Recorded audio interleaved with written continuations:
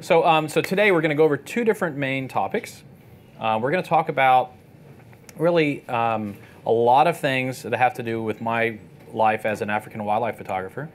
A lot of that we're going to talk about creativity, design of photography, my approach to photography that maybe you can apply to your own photography whether you shoot wildlife or not. We're going to talk about black and white photography quite a bit. And then we're going to end our discussion today on black and white printing, because it is a little bit different from color printing. And we don't have a printer here today. We're just going to basically conceptually talk a lot about printing. I've got some slides. 15 years ago, I quit my job in the software consulting industry and became a full-time nature photographer. And the last 15 years have been thrilling, wonderful, challenging, filled with jet lag. And I've learned quite a bit. And I'd say that most of what I've learned about creativity really didn't solidify until probably 5 or 6 or 7 years into the business, until I really understood what I was as a photographer. So obviously this thing's freezing up on me. So what I want to talk about mostly today, other than this slide, is what I call the adjective-driven approach to photography. What I mean by the adjective-driven approach to photography is that before I pick up a camera, before I go into the field, whether it's African wildlife or going down to Antarctica or shooting landscapes in the American West, is I have a list of adjectives in my mind that I like to shoot to. Meaning I like for my photographs to be heroic. I like them to display a sense of being remote. I like them to be timeless. What I mean by timeless, I mean that I don't want to include anything that's man-made in my photographs. So it could have been shot now, it could have been shot 200 years ago, it could have been shot 5,000 years ago. I'm trying to portray nature as being primarily uplifting, hopeful, regal at times. This depends on the subject. So I'm looking for a slice of nature that isn't always true, but it's my story that I'm trying to tell. Okay? So when I call the adjective-driven approach to photography is really all about storytelling. You're telling a story as a photographer, and you have to assume that people do not have the verbal narrative or the written narrative to try to describe what you're seeing. It's just the photograph or the series of photographs. So in this lecture, we'll also talk about some storytelling techniques and how to effectively tell stories assuming people don't have words. So I like, in my approach, to tell these stories of remote places, of some places that are basically timeless, that take people and transport people to other places. And often that means I don't use long lenses. Doesn't mean I don't use long lenses, but I'm using them less and less because I find that I'm more effective at telling these stories if I take a back seat. I think, especially in the black and white world, we're going to talk about this some more later. In black and white photography, which is my primary style that I like to shoot in, black and white photography relies more heavily on the concept of shapes. And when shapes are very easily defined against their foreground, their background, their overall environment, it's easier for the brain to basically assimilate and understand what you're taking photographs of. For example, if you're photographing a giraffe and you're filling the frame, do you know that that's a giraffe any less than if you took it from a quarter mile away and you still saw a long neck, 4 legs, spots? We know it's a giraffe, right? So we don't need all that information to tell us that it's a giraffe. So words to describe this, adjectives, I would say heroic. I mean, a majestic male lion with wind in his face, and that looks heroic. Uplifting, powerful, eager. He's looking at his next meal. He did not get it that night. But again, before I pick up that camera, I know what I want to portray, and if it doesn't happen, I don't take a shot. That's just my own way of kind of pre-selecting or pre-editing the photographs. So 10 years ago, it would be pretty typical for me to go on a 10 or 15-day safari and come home with 5,000 to 10,000 photographs. Now I'll go on a 10-day safari and come home with 200 to 400 max total. Well, that's also a result of moving away from Canon and Nikon 35mm equipment. And now I'm shooting with medium format equipment, and I can shoot at a whopping 1.3 frames a second. Yeah, autofocus is not exactly on par either. And it just takes a lot of discipline to know when to take a certain shot. But when you get it, you know it. And the challenge for me is the longest lens that I own is a Schneider 240 millimeter lens, which is equivalent to about 190 millimeters. So that's my longest wildlife lens, which is really kind of crazy. Yeah. How do you get so close? So the question is, how do I get so close? Wildlife is surprisingly, in certain areas, they will let you get close. In some areas, they will not. So, storytelling. This is in Kenya, Amboseli National Park. It's actually outside of the national park, but it just tells a story of a place. And we're pulling from what I said a minute ago about giraffes. Giraffes don't have to fill the frame to be a storyteller, okay? So basically we've got two giraffes in slight shade, dappled light all around. Mount Kilimanjaro is right behind me. And naturally I would have driven to the other side and put Kilimanjaro in the scene. But I thought that basically the texture, the clouds, the sky, the dappled light, everything kind of worked to put you in a place. This is a photograph over the Serengeti. These are acacia trees from a hot air balloon. And the light that's coming through on the ground, that's actually not fog. It's the dust that's being kicked up by the vehicles that are chasing the balloon so that when you land, you actually don't pop back up. So this is my office. This is the vehicle that I use when I'm in Kenya. Like I said, I guide, I also shoot, and I also teach. And if you look at the progression of what I'm responsible for doing every day, I'm basically up at 4:30, 5 o'clock every day. Sometimes I'm waking everybody up. I'm taking cold drinks and putting them in the refrigerator, walking out, meeting everybody, saying hello, grabbing some coffee, grabbing some breakfast, bringing the vehicle around the car park, loading everybody up, going out into the field, finding wildlife, and depending on where you are, you're either finding wildlife by listening or you're finding wildlife by watching. On the wide open plains in Serengeti in Tanzania and in Kenya in the Masai Mara, it's more about seeing. It's more about seeing and understanding where wildlife concentrates, where were they eating last night, who got ate, who's eating. And you go to other places like in Botswana where it's more heavily tracking oriented, where we're looking for tracks on the ground and we're listening so that we can see, okay? So we basically go out until we want to come back in. Often that's middle of the day, say noonish, eat lunch around 1, head back out around 3 or 4 o'clock. I have platforms on all the vehicles for everybody with their big lenses. And like I said, we've got a refrigerator in the back with cold drinks, beer and wine, gin and tonic. Everybody's happy with that, right? Your photographs may not be sharp. Yeah, so kind of looking out on the open plains, and that's really what the job is. It's finding wildlife and then describing what it is, telling the guests what it's doing, why it's doing it, and then for the next hour, 2 or 3, how to photograph it. So basically it's a long series of events that has to happen to get you to the photography. For example, I might say, you know, I see a big herd of elephants out on the horizon. Let's talk about elephants for a minute. Elephants are walking to water right now. They're walking water because they're thirsty. It's a matriarchal society. Men are kicked out when they're 13 to 15 years old. Kind of going through the biology of what people are seeing, and you know, talk about how the matriarch is moving her ears back and forth, which is acting like a natural radiator because they have a lot of blood vessels in their ears, so she's cooling herself, and then boom, goes into photography mode. How to photograph that behavior. And you're not so much photographing the behavior, but we're trying to collect those adjectives. So when to take the shot to kind of fulfill your list of adjectives. Happy customers, happy customers. Yeah, I think we had just seen a big leopard kill. And so it's a good time to take a photograph, by the way. Speaking of kills, so this was one of those fun days where not so much we're watching something get killed, but in the world of predators, especially big cat predators in Africa, we've got 3. I saw, this is the only time it's ever happened, I've seen all 3 at one sighting within distance of the vehicle. And that doesn't ever happen. We call it the big cat trick. Some people call it the big cat trifecta.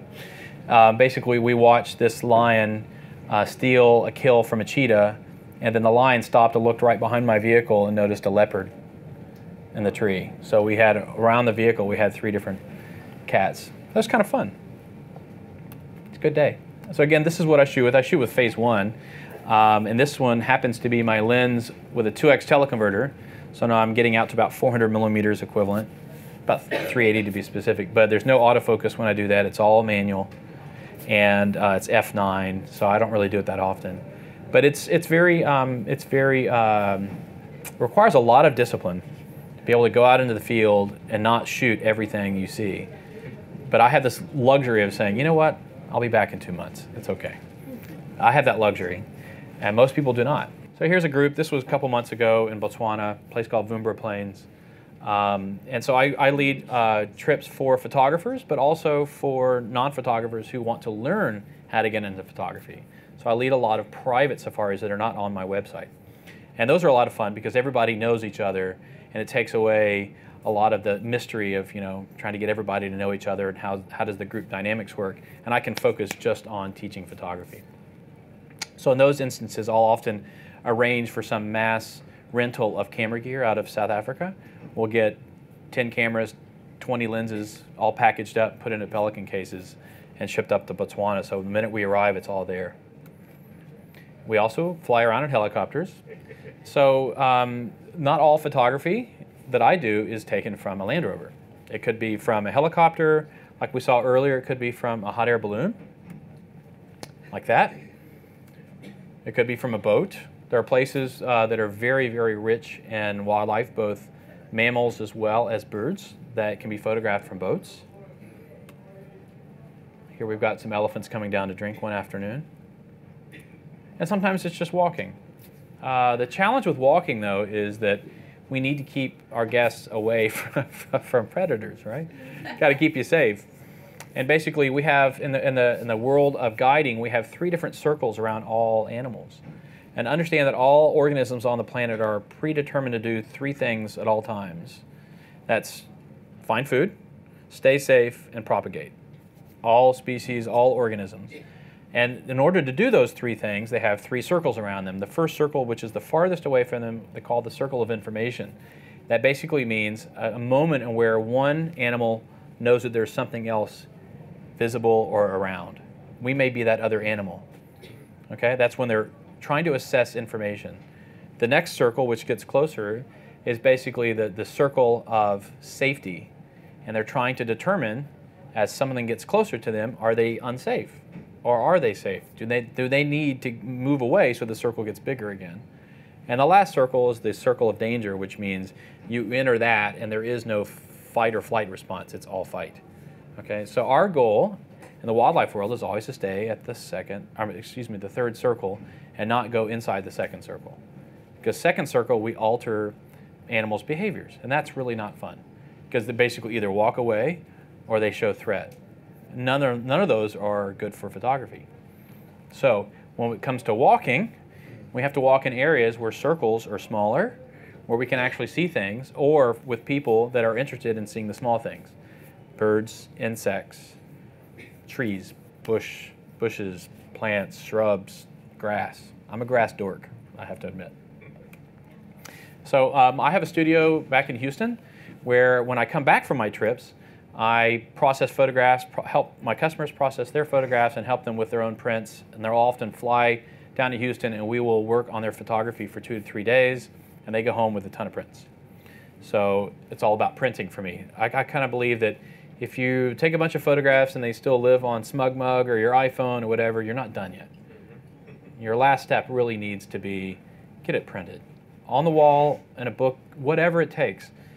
But get it off that computer, get it off your mobile phone, get it off your iPad. A few years ago, I did some work with Banana Republic, and they basically took a bunch of my photographs and used them in all their stores around the world as framed art. And you notice they also developed a line of clothing and apparel to kind of go along with the African theme. This was a big honor because the 2 photographers before me that were a part of their Artist in Residence program were Patrick Demarchelier, who's photographed more covers of Vogue than anybody else, and Annie Leibovitz. So that was pretty cool. So you'll see they basically presented them in such a way that made it look like fine art, but the reality is they were printed on very inexpensive paper using an offset press, really fast, bad quality, but they only needed to last one season. And in the fashion world, a season is 3 months. Obviously, 4 seasons out of the year. So that was a lot of fun. I think the most part of that was the most fun is they took and put some of these prints behind every checkout counter in all 750 stores. And we had little about the artist cards printed up so that they said, hey, if you like these photographs, you can go to andybiggs.com and you can buy one. Yeah. So over the next couple months, myself and my assistant were pretty busy printing really affordable prints. We basically modified all the prices during this campaign and made it very approachable for people to buy a print. And that kept us pretty busy, for sure. So let's kind of jump into more creative talk here. And this applies to not only wildlife photography or African wildlife photography. It really talks about any form of photography. Now, when you're creating your composition and you're trying to determine what's going on in your frame, I like to think of photography as a subtractive method and painting as an additive method. So if you think about it, if you're painting, you've got a canvas, the painter gets to decide where everything goes. They get to add things. Where do I want these things on the scene? A photographer, we go out in the field and we have to alter our shooting location and choose a different focal length to include or exclude material that's going to end up on our composition. So those things that are in your frame, I like to try to add, to give it either a positive, a neutral, or a negative attribute to it. I like to eliminate all the negatives, which means typically it's a process of reduction. Reduce, reduce, reduce. That means either use a longer focal length or get closer with the same focal length. But Andy, you don't shoot with long focal lengths that much. That's true. That's really true. But I also don't use really, really wide angle lenses. Often people resort to really, really wide angle lenses to try to include more. I think that's the wrong approach. I think the right approach would be you use wide angle lenses to try to alter relationships between objects, because those that are closer get bigger and those that get farther get smaller. Okay? So I like to go through and I kind of think about everything in that scene as being positive, neutral, or negative, and I try to do something to get around all the negatives. Sometimes that means don't take the shot. Sometimes it means I'll just take it now and I'll worry about it later and maybe have to do a little bit of Photoshop work to make it easier through cropping or whatever. But I do think of it as a little bit of a creative game. It's like this inner game that's inside your head all the time when you're shooting. You know, how do you make objects make sense?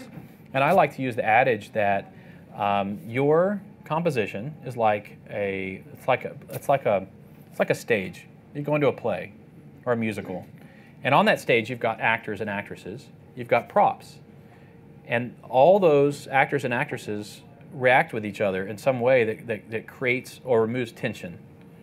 So you've got in the language of fine art, you'll use the words like dominant, subdominant subjects. Well, photography is the same way.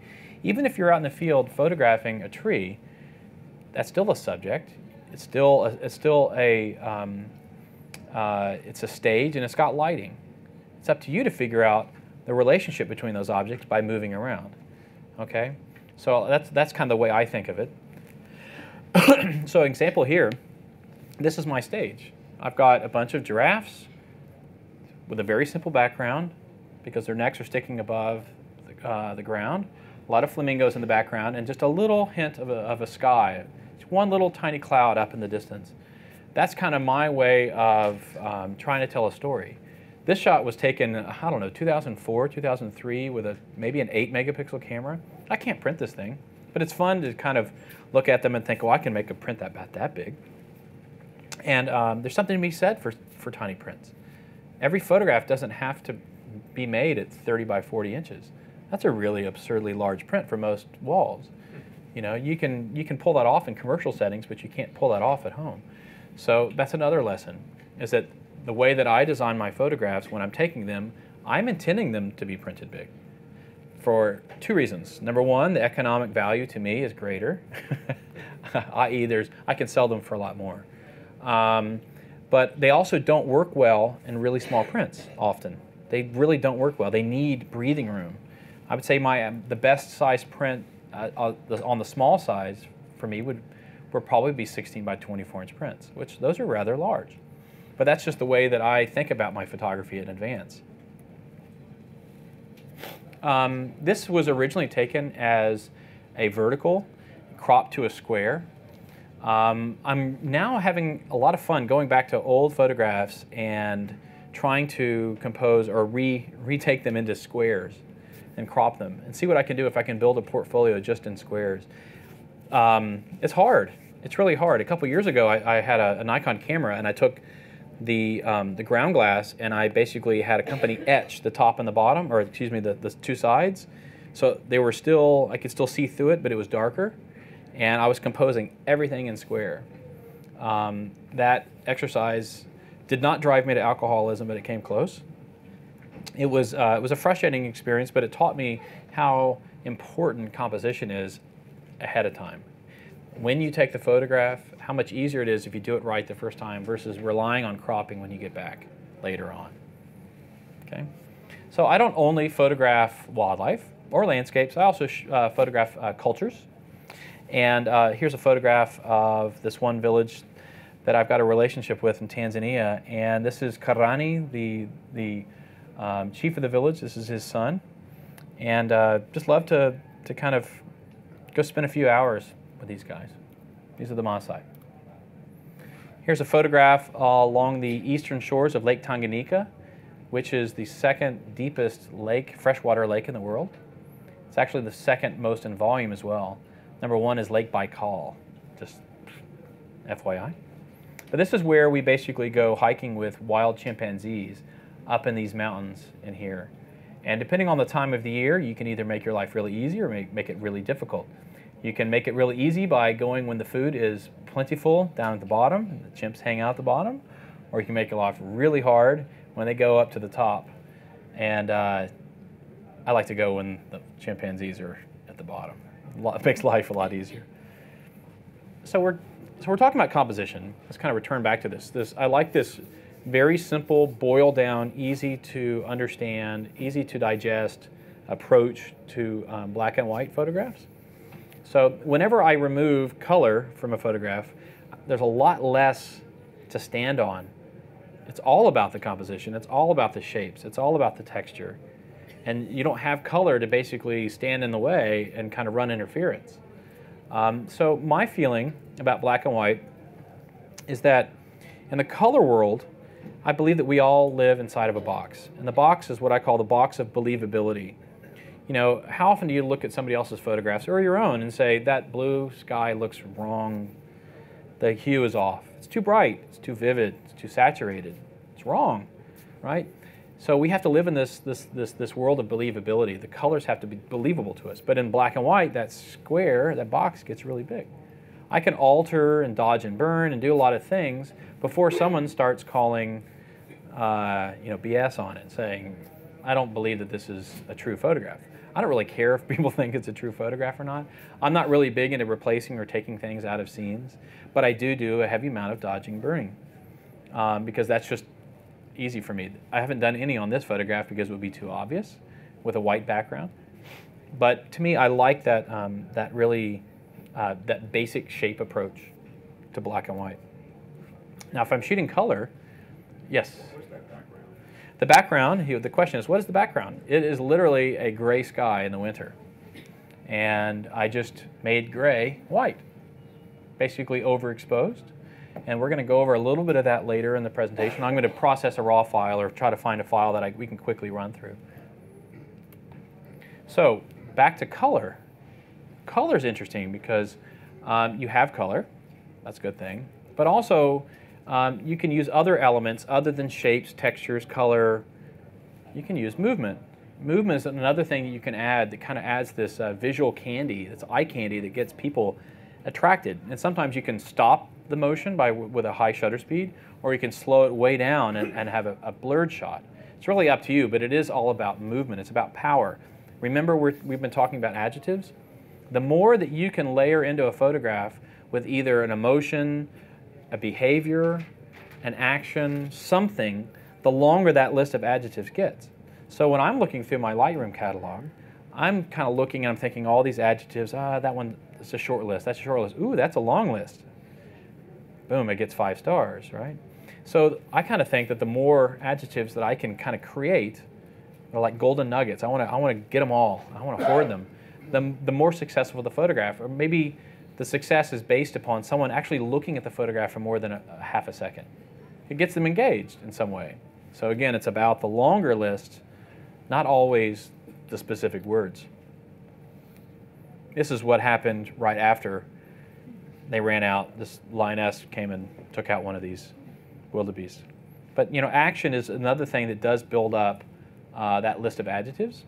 It's not something that I do that often anymore, especially kills. If anybody's familiar with Ansel Adams photographs, he was the master at that. He was the master at being able to take tones and put them where he wanted to, using filters and exposure techniques for the film as well as for the darkroom, to try to have that long ramp of almost like a step wedge. And I respond to that. I respond to that quite a bit. So I like to have a deep black, a bright white, and everything in between. But remember, photography really is all about the light. We've been talking about adjectives, we've been talking about shapes, but photography, by definition, photography is writing with light. By definition, it is all about the light. So when you're out in the field, if you're thinking about where the light is and where the light falls, you're going to do yourself a lot more of a favor than just looking for like a specific subject or a specific thing. So I've tried to take a back step, and now I go around, whenever I leave town, I always have a small little Fuji X-T1 camera with me. And I'm photographing anything and everything, whether it's for Instagram or Facebook or just collecting them. But the subject doesn't matter. The light matters, the gesture matters, the adjectives matter. So I'm trying to teach myself how to expand a little bit outside of my African wildlife world. I spend a lot of time outside of Africa, but I don't show those photographs that much to people, whether it's Antarctica or polar bears or grizzly bears. I run trips, but I often don't show them because I'm very concerned about kind of diluting my African specialty. It's brand management, basically. But it really is all about the light. What I mean is, when we go back to the positive, neutral, negative kind of numbers game that we talked about earlier, the light is another one of those things that can either be a positive or negative depending on where you're shooting from, your position. If you're shooting into the sun and you got lens flare everywhere, it might be considered a negative for some people, it might be a positive for others. You just have to figure out what that is. Here's a photograph from a helicopter taken a year and a half ago over the Okavango Delta in Botswana. And we flew around this really, really relaxed family from a long distance. This was shot with a 70-200 at 200 millimeters. So quite a bit away. But I was looking for them to walk into this open field and get a little bit of a reflection and try to get them nice and spaced out so that this whole scene made more sense, as opposed to just zooming in and filling the frame with elephants. Congratulations, I could have filled the frame with elephants. To me, it was all about everything else, having palm trees in the desert. It's a flooded desert. That's kind of unusual, right? It's Iceland. It's a place called Reisnesdrangar, and this is near the town of Vík. And the tension in the water, the violence in the water that day, the wind was howling at 30, 40 miles an hour. And I was just trying to get some sort of drama. Again, it's all about the adjectives, right? So I wanted to try to get as many adjectives as I could. And I found that color couldn't do it for me. But I didn't mind crushing those deep shadows and turning them to solid black to try to get that. I think there is an over obsession on shadow detail these days and high dynamic range photographs, so that people have lost the concept of what contrast is. So there's been a lot of studies done on the human perception of color, a lot of it done in the 1960s, 1950s, and basically we've learned a lot. And what we've learned is that humans respond more to luminance-based contrast, meaning whites to blacks, even in a color photograph. They respond more to luminous contrast than they do having a saturated photograph. Often when people are processing the photographs, they're resorting to try to get that emotional response by using the vibrance or the saturation slider too early on in the process.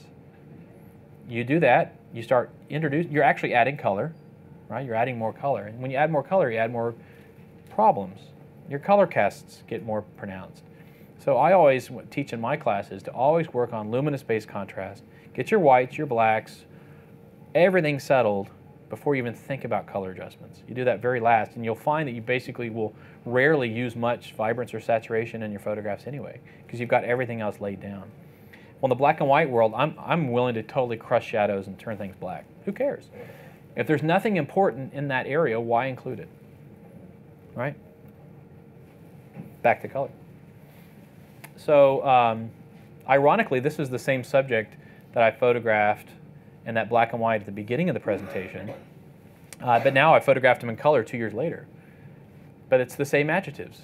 Why? Because I've been consistent with those adjectives. I'm looking for heroic, I'm looking for majestic, I'm looking for regal, uplifting, hopeful, remote, timeless. Those are those words that just keep popping in my brain all the time. I'm looking not so much for the subject to do that, but when to take the photograph of anything around me that could be that. It could be a tree, it doesn't matter. It just so happens that it may align with wind, this time at its back. This was taken a few months ago in September with a bunch of elephants and all their poo, with Mount Kilimanjaro in the background. Again, trying to go for these big, grandiose, big scenes, reproduce them really large. This was shot with my Phase 1 50 megapixel camera, so I can make really, really large. This translates into a 30 by 50 inch print really, really well.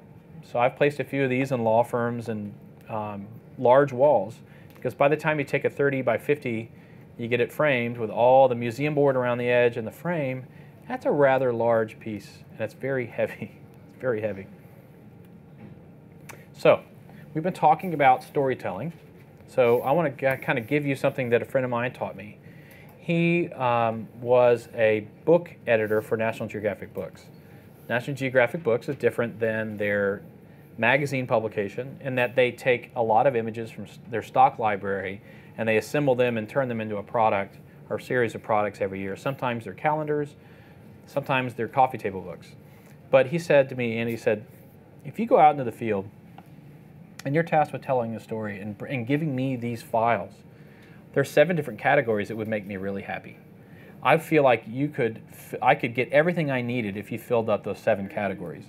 And so he said, you need to give me an image that opens the story. It's an opener. It could be a double-page spread. It's just something that hooks people and grabs them and says, I want to turn that page. I want to see more. It's an emotional response. Okay, so you need to have an opener and a closer. You got to have a final shot. Sometimes they're cliched. Sometimes they're sunsets.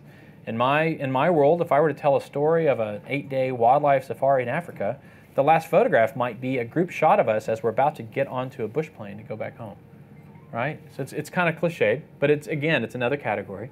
The third is a zoom shot. Fourth is a wide angle. These are intended to keep you away from shooting and having visual monotony, where every photograph looks the same, because why? You use the same lens every time. So opener, a closer, a zoom shot, a wide angle shot.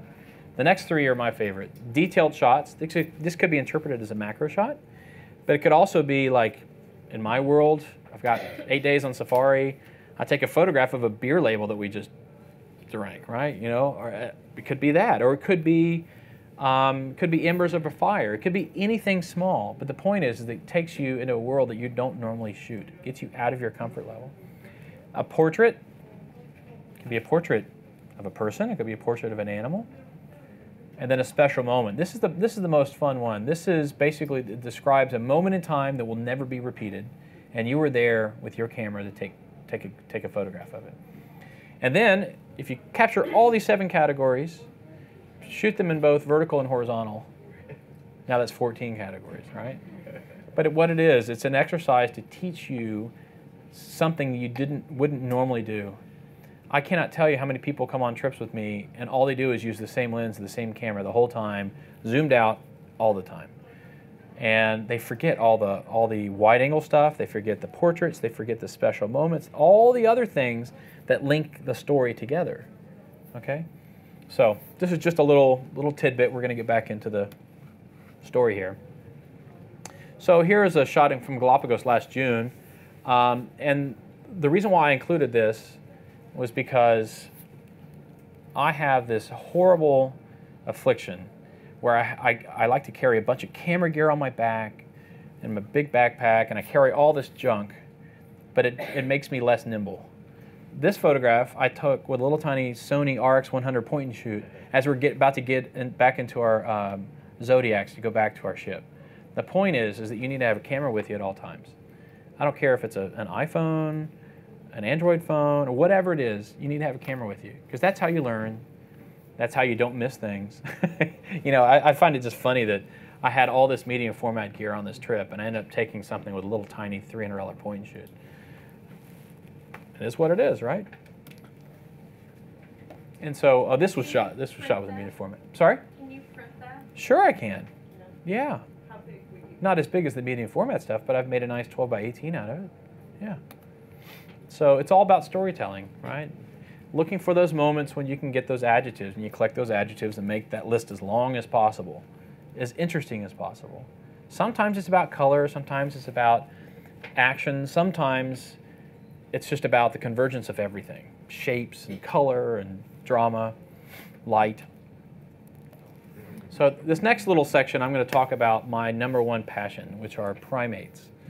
In the last 15 years of doing this, I've settled on primates as being my absolute favorite category of wildlife to photograph, specifically chimpanzees. But I'm going to show you some mountain gorilla photographs first. So we've been talking about adjectives. And here is, his name is Guhonda. He's the largest silverback gorilla known in the Virunga Mountains in Africa. And he's a big boy. He's a big boy. He's also really old. He's about 55 years old, anticipated. But I have a different emotional response when I see his eyes closed than when I see him looking at me.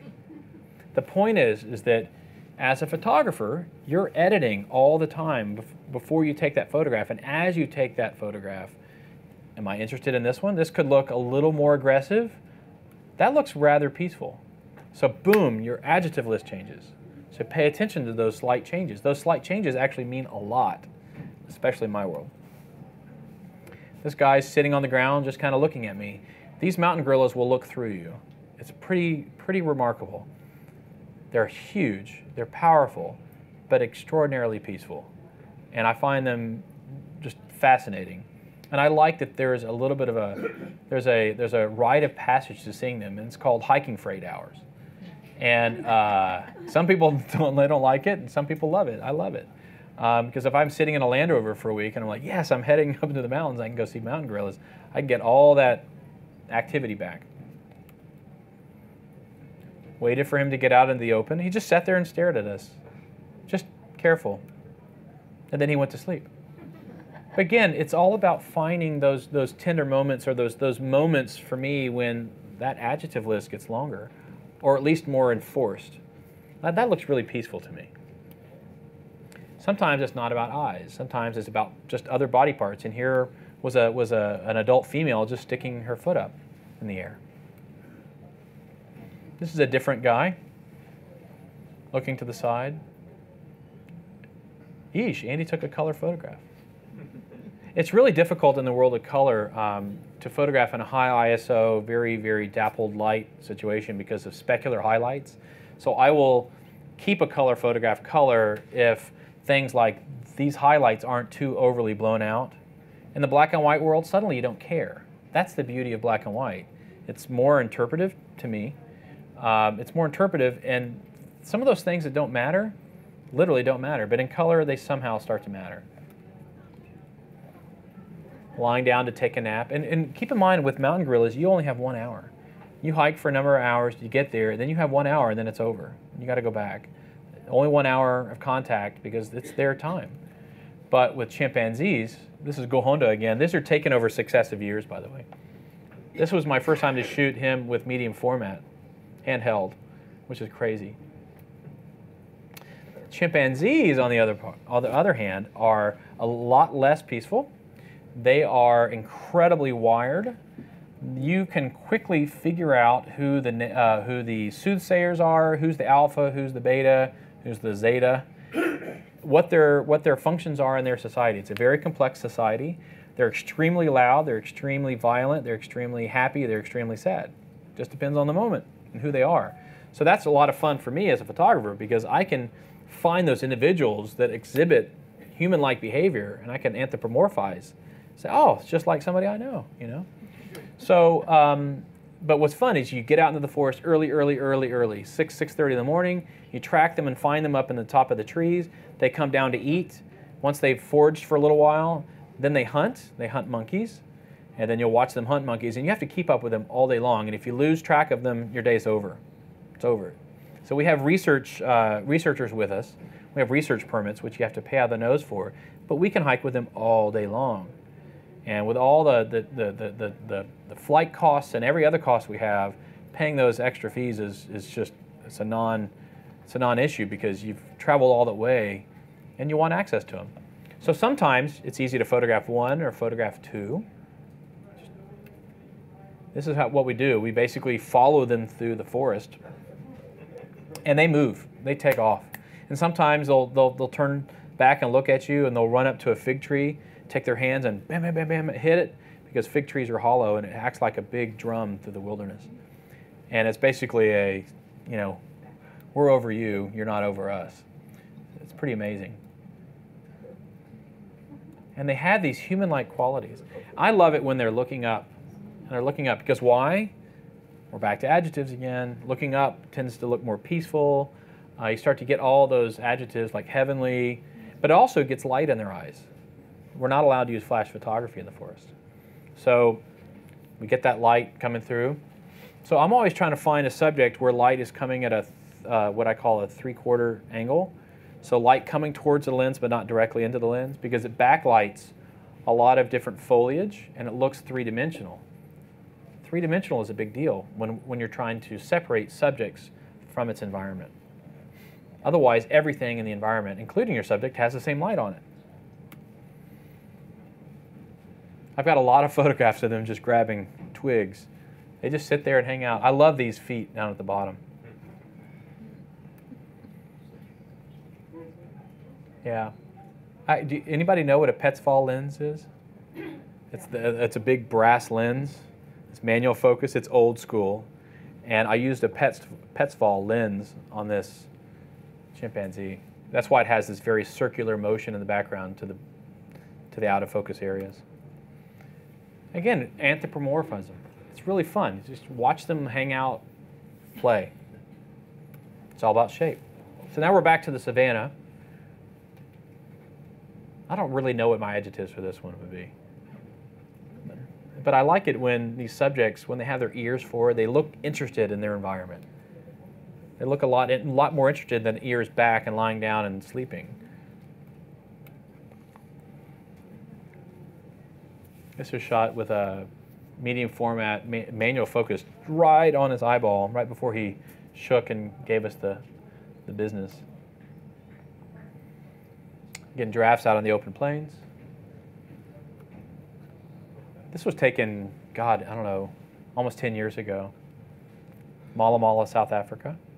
All about the eye contact. It's all about the eyes. This was taken in January, a couple months ago.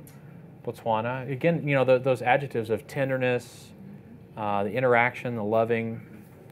These are two sisters.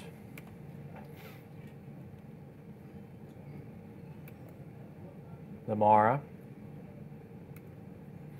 And then, again, I don't only shoot African wildlife. I shoot anywhere else in the world. So this happens to be South Georgia. This was one of the largest king penguin colonies on the planet. There are numerous big colonies down in South Georgia. We're talking 400 to 600,000 nesting pairs.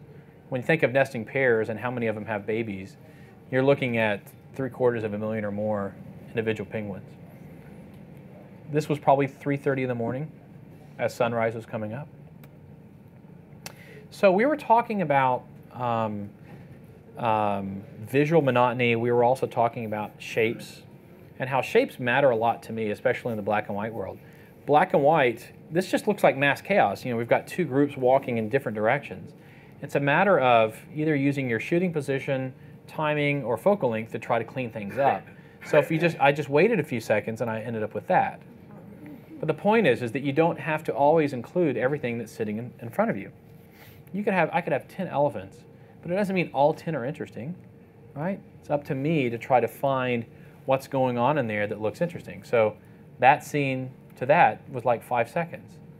It's just a matter of paying attention to what's going on and trying to isolate and get down to basic shapes. So it's also, once you see something, it doesn't mean that it should be so obvious that you just include it all.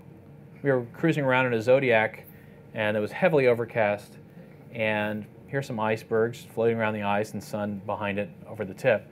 But maybe that's more compelling. I don't know. You know, they're different. I like this one more because it shows them in the ocean. This could look like I'm somewhere like near Mont Blanc or something, right? This puts a better sense of place than this one. So again, think about your compositions. Just because something is in front of you doesn't make it always so obvious to include all of it or some of it. Shoot a lot of different things. Play around, choose later. You know, these cameras are basically computers with a lens on the front. You're just out there capturing. Capture, capture, capture, capture. Get away from the thought of film. You got 36 exposures and you got to change it. You got thousands. And if you don't like them, throw them away. They're just electrons, right? So this was shot 2 months ago in the Serengeti. I think that trip, that was 9 nights out in the bush. I think I came home with 75 exposures and maybe 3 good photographs. 3 good photographs. For me, that's awesome. I'm like, yeah, I got 3. Very cool. And I've gotten to a point now where some trips I don't even take a laptop. I don't even download it. I just shoot the cards. When the day is done, my path to a glass of wine is a little faster. I don't have to think about it. I can enjoy the experience and help people with their photographs more, rather than having to worry about all the download management and everything. Cards have gotten cheap, let's be honest. Cards have gotten really affordable. So backing up, to me, is literally just that. It's making a backup. This was shot last year. I'm a big fan of cheetahs. Cheetahs are just so majestic and regal and all those adjectives, but they're also impossible to photograph. Especially when they've got little babies. That was a few minutes later, so color, you know, black and white color, whatever. Whatever to try to illustrate that, those list of adjectives. And I think we're near the end of this portion. When you're photographing something that's in the air, whether it's rain, sleet, fog, dust, if you put the sun behind it, it's going to show up. Light illuminates what's inside the air. And if you put the sun behind you, it's not going to show up very much. So it's always about choosing the light angle and where to shoot to illuminate things like rain. This is it's not an award-winning photograph, but it's just to illustrate that you should pay attention all the time to where you're shooting your subject from. Okay? I love playing simple math. I see 4 subjects, I'm looking for 8 eyes. I want all 8 eyes if I can, because if you're not seeing 8, you're seeing less, and what is that subject doing? It's either sleeping or not looking at you, or maybe looking the opposite way and you're getting a rear end shot. It's just a simple way of doing math to identify when to click the shutter, or which one to choose later. And sometimes we have to game the system by maybe opening up the door and stepping out of the vehicle for a second to get subjects to get their ears up, and then they realize they don't want to be there, or they hang out longer and figuring out that third circle to second circle thing. So that's the end of the first part of the presentation. So what I thought we'd do next is we jump into some digital printing, and I'll take questions at the end. So before we get into any discussion of black and white, we've got to talk about display calibration. So if you are working on a display, whether it's your laptop or a desktop computer, you need to have it calibrated before you do anything. And the challenge is that a lot of us have that calibration all set up, but we don't know what it's doing and why it's doing it and what the end goal is. We think the end goal is that our monitor looks like our paper, right?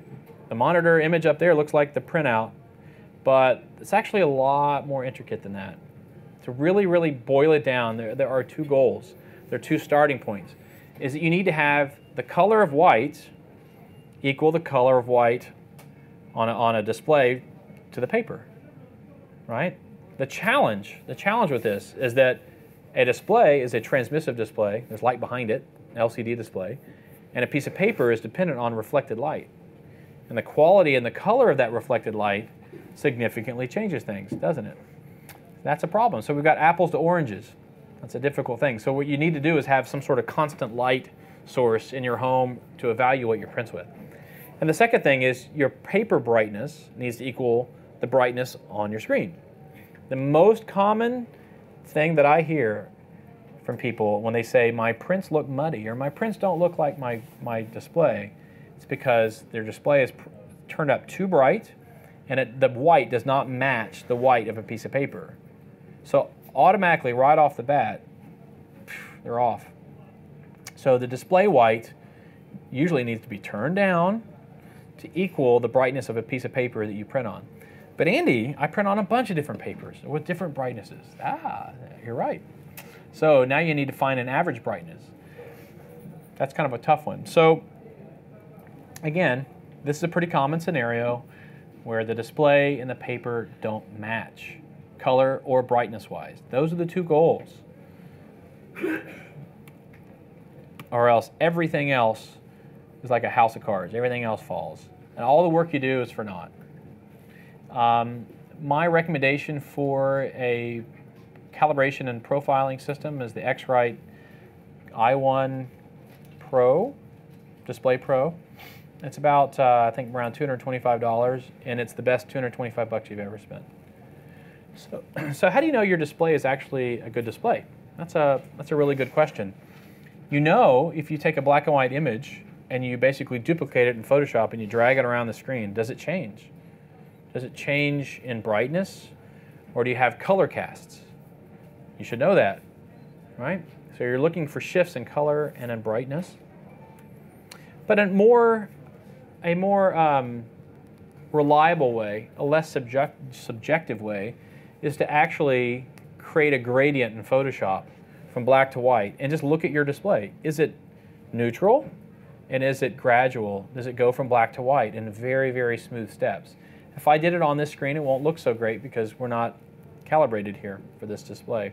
So for the purposes of what we're talking today, there are more than one way.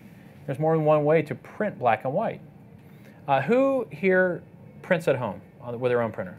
The majority of people. Who would like to print at home are just freaked out. Okay, so I'm going to show you some things that are just really, really basic categories of how to print black and white. Now, if you own an Epson or a Canon printer, they have dedicated black and white printing modes. That's really good. There are some good things and some bad things, so we're going to go through this. So you can basically print images through some sort of advanced black and white or black and white mode. You can print a black and white as if it's just a color photograph. You don't tell the printer, hey, I'm sending you a black and white. There's some good things to that and some bad things to that. And then there are two other options. Quad Tone Rip is a $50 piece of software. We're going to get into that in a minute. And a third-party rip. These are becoming less and less necessary. We're going to spend a lot more of our time talking about the first two. So let's jump into that. So, as I said, Epson and Canon have these black and white modes on their printer. There's some good things. There's some bad things. The bad thing is that it's not consistent across papers. So if you use like a cotton sheet 1 minute and you move to a luster, you're going to see a shift in density. One might look brighter than the other. The problem is these don't use ICC profiles. It's all a closed box system. But you get the deepest blacks. I mean, the richest blacks. And that's a really good thing. You get the longest image permanence. Most of the testing I've seen shows that you can have double the image permanence if you use a black and white mode versus color mode to print a black and white image. Double. Why wouldn't you want to do that? But the biggest drawback is there's no way to soft proof on the screen what it's going to look like. The printer drivers allow you to add toning to the prints. You can make them chocolatey, you can make them amber, you can make them green, yellow, blue, whatever you want. But you can't see it on the screen. You have to test.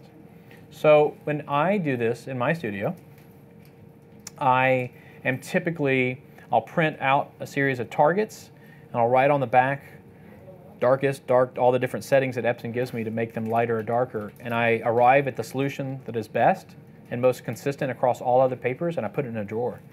So whenever I return back to that paper to print a black and white, I know exactly what settings I have to use. So I maintain a little spreadsheet, being the former accountant that I am. I have to keep track of all these things. But the benefits are pretty big. I mean, you get the deepest blacks and the longest permanents. That's pretty cool. That's really cool.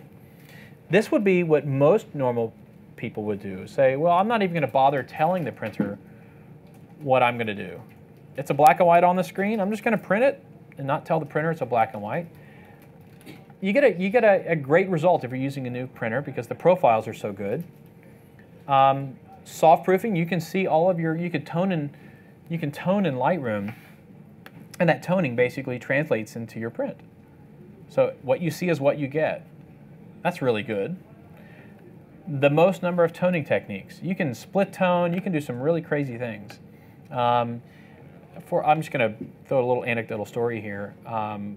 I was having an intellectual discussion with a friend of mine who knows a lot about black and white printing, and we were talking about Ansel Adams prints. I was saying, you know, how did he make his prints? Are they warm tone? Are they selenium tone? What do they look like? And he's like, I don't know. Let's go look. I had this puzzled look on my face. I'm like, what do you mean?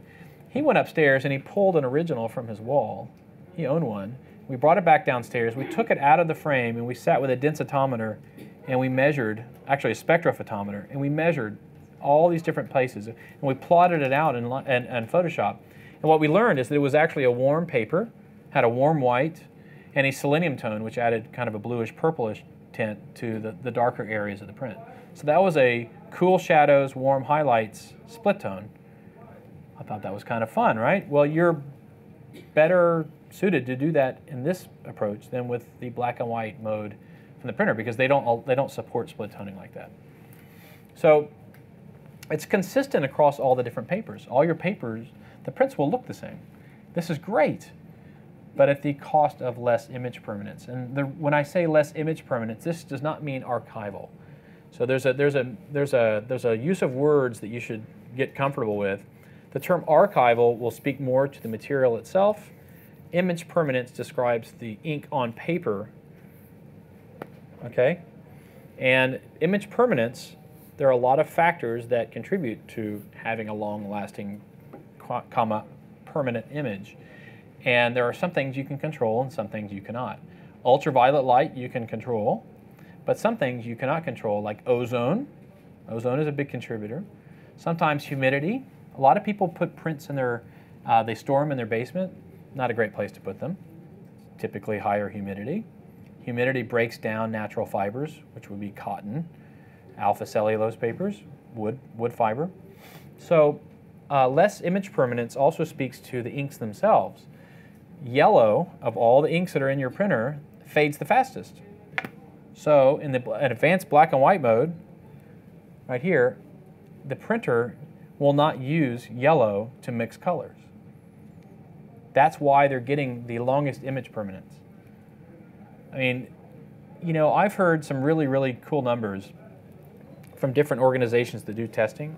They say basically if you use advanced black and white mode to print your black and whites, you keep your images out of ultraviolet light as best you can, and you use some sort of UV inhibited glass or UV inhibited plexiglass, you basically almost triple the image permanence of a print. That's huge. That tells me that if you're not doing those things, you're 3 times faster, right? Most people are doing the 3 times faster. So those are 2 common black and white printing techniques. And the third and fourth one, let's talk about the third one, quad tone rip. Quad tone rip is a $50 piece of shareware that's written by Mr. Harrington down in California. I used to be neighbors with him. And it basically replaces your printer driver, uses a third-party driver, and it's fairly easy to use, but it does toning variations and still does their version of a black and white printing mode. It limits the use of that yellow ink. So this is the best of all worlds. It's $50. It only supports Epson printers. Epson Pro printers, so like a Pro 3880, Pro 3000, it's Stylus Pro printers basically. That's a pretty cool piece of software. It's easily supported. There's a lot of forums out there. And the last one is called Image Print Rip. And Image Print is less necessary. Is anybody using Image Print on any of their printers? It used to be fairly common 5, 10 years ago, but as printers have evolved with better ink technology, better mixing technology, better screening technology, which describes the dithering patterns and how they lay down ink on the paper, this piece of software has become less and less known. Their value is less and less in the marketplace. You have to remember that in like 2004, Epson printers had 2 black inks, and a lot of models now have 4. That's hard mixing when you'll have 2 inks to try to get a nice smooth grayscale ramp. I have a list of basic things that you must have with you. A list of basic things that I must have with me on Safari. A good attitude. I'm just kidding. So physical things. I do have a list, and if you'd like to email me, I can email you that list. I have a huge spreadsheet that contains all the things I could take that I own, and I put little X marks next to the things I'm taking on a very specific trip. And I have 1 tab for camera gear, 1 tab for clothing and toiletries. And I'm happy to share that with you. That's good. What Yes. is your email address again? Let me go to the very beginning. And I'm happy to send this to you. Well, that thing crashed on me. It's just info@andybiggs.com. That's the easiest way to get to me. info@andybiggs.com. I'm happy to help. Happy to help. If you're not going on my trip, I don't really care. I just want people to be happy and go on these wonderful trips of a lifetime. Sometimes with me, sometimes by yourself, even with somebody else. And if you're going with somebody else, they might have slightly different opinions. Just use your filter and figure out which ones you think, works out best for you. I just think that there should be a lot more attention paid to being there rather than obsessing about equipment. I mean, I've had somebody that came on a trip a couple years ago with 2 small point and shoots, and she took more compelling images than everybody else on that trip. It's because she was an image maker. She's a storyteller. And it wasn't always about filling the frame with a lion or an elephant. She was telling stories, and they were very, very compelling. And that was the most humbling experience for a lot of people on that trip. They're like, I schlepped 40 pounds worth of gear? And why? And my own story with that was 5, 6, 7 years ago, I was leading a trip to the Galapagos Islands. I had tripod, big lens, and schlepping around in 95-degree heat, 80% humidity. And I was photographing, shooting, all that great stuff. And at the very end, by national park rules, you have to go visit the visitor center at some point in your 7-day trip. You have to. That's just the way it is. I happened to be on our last day, and at the very last room at the visitor center was an exhibit by Sebastião Salgado. Humbling. He was running around with a 50mm lens on a Leica, blew everything else out of the water because why? He's an image maker, and he knows how to tell stories. And that just has nothing to do with gear. Nothing to do with gear. Yeah, it helps to have better, lenses and stuff, but at the end of the day, your image making happens between your ears.